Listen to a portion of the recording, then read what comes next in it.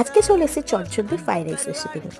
প্রথমে ভাতগুলোকে ভালো করে ধুয়ে ভাত হওয়ার জন্য জল নিয়ে তাতে তুমি গোটা গরম মশলা আর 1 চামচ মতো সাদা তেল দিয়ে ভাত হতে বসিয়ে দাও। আর অপর দিকে একটা কড়া নিয়ে তাতে একটু সাদা তেল ঢেলে তাতে নুন আর 1 চামচ মতো ঘি মিশিয়ে নাও। দেখো আর আস্তে আস্তে কালারটা চেঞ্জ হয়ে যাবে তেলে। ঠিক সেই সময় তুমি এর মধ্যে অ্যাড করে নাও তোমার আগে থাকতে কেটে রাখা সবজি। তো সবজির মধ্যে আমি এখানে ইউজ করেছি বিনস, ক্যাপসিকাম, গাজর, কড়াইশুঁটি আর কাঁচা লঙ্কা। এছাড়াও আরও অনেক সবজি দিয়ে হয়, তোমরা চাইলে সেটা ট্রাই করতে পারো। তো এই সবজিগুলো জাস্ট ভেজে নিতে হবে এই তেলেতে। ভাজা ভাজা যখন হয়ে আসবে তেল সমেত এই সবজিগুলো আমাদের সেই ভাতটা যে আমরা বসিয়েছিলাম সেই ভাতটা হয়ে গেলে ভাতের মধ্যে জাস্ট মিশিয়ে নিতে হবে। আর অল্প 1 চামচ মতো চিনিও মিশিয়েছিলাম আমি এর মধ্যে, কেননা আমরা একটু মিষ্টি মিষ্টি খাই। তো তৈরি হয়ে গেল খুব সহজ এই রেসিপিটা। আমার চ্যানেলটা কিন্তু সাবস্ক্রাইব করতে ভুলো না। চলো এবার চলি, টাটা।